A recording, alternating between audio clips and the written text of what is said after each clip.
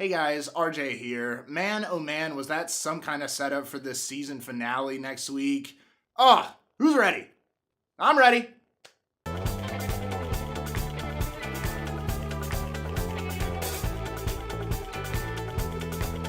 Episode 9 of Westworld is called The Well-Tempered Clavier, and this is a composition of music written by none other than Johann Sebastian Bach. He wrote these pieces specifically for the profit and use of those desirous in learning and especially for those already trained at the craft. This title is definitely one of the more ambiguous ones given to us so far, but there's definitely some tie-ins to go with the show. Bach states that a musician of any skill level or age should be able to learn from the music. And this refers to the fact that there are so many different hosts now within Westworld that are starting to be able to read the music and play the game. You have a master in Dr. Ford. He knows how to play every single key. And then you have those in their infancy like Maeve, Bernard, and Dolores that are just becoming self-aware. And I think the interesting part is how they each play their music differently. Without further ado, on to this week's top 10 moments. Number 1, we now know the truth.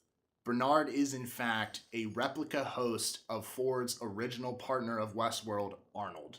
Number 2, all those meetings we saw between Bernard and Dolores where they talk about Alice in Wonderland and how Dolores is changing, I think all of those are actually Arnold back before Dr. Ford killed him and replaced him with Bernard. And I think this actually leads into the fact that this is why Dolores is doing everything she's doing. She used to have these conversations with Arnold, and she was trying to figure out who she was with Arnold, and then he ended up just stopped showing up to these meetings, and she never knew why.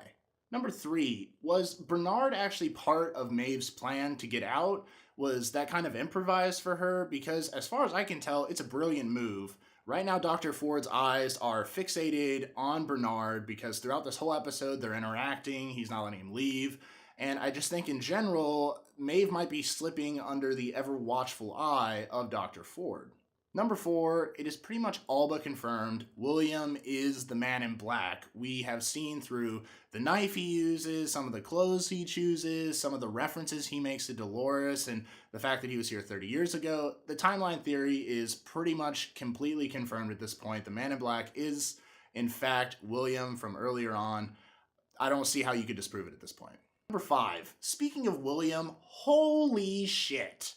We go from a guy that is tender-loving Dolores like an episode and a half ago to a dude that once he sees the inside of Dolores, Logan opens her up and lets him see like the clicking parts.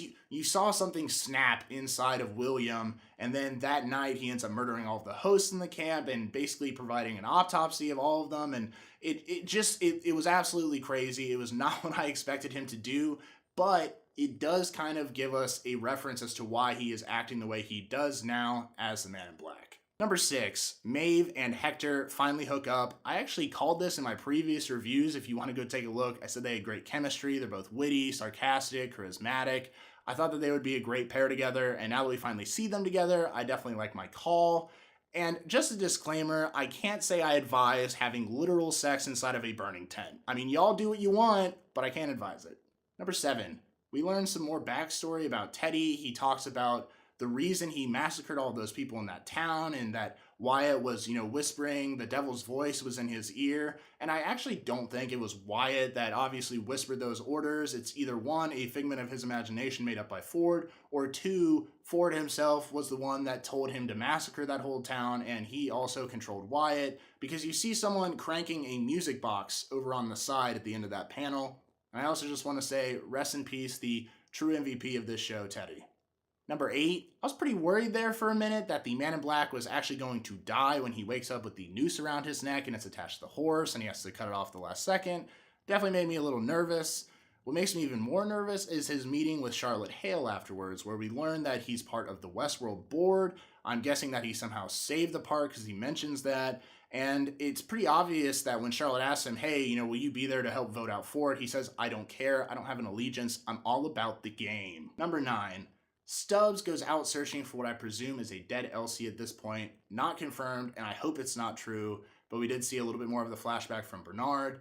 And he goes out looking, runs into Ghost Nation, gets tackled out of frame. We're not really sure what happens to him. Perhaps Ford is just going to capture him and Elsie and hold them somewhere. I'm not really sure. But my main point here is I really don't want to see Stubbs, Elsie, Teresa. I don't want to see too many characters die off this first season because I want to have some connection to some going forward that aren't hosts. Number 10, and this is probably going to be my most controversial, but I don't think that Bernard is actually dead. We do not get to see his brains get smashed against the wall like we did Teresa. We get no confirmation from it. And if Game of Thrones has taught me absolutely anything, is that you do not believe a character is dead until you see their head smashed on the ground. You can even bring characters back sometimes, especially in a world like this. But point is, I hate it when the evil guy walks away just like Dr. Ford does and doesn't confirm that he's actually laying there dead. And this is all more the hubris of Dr. Ford, could be his downfall.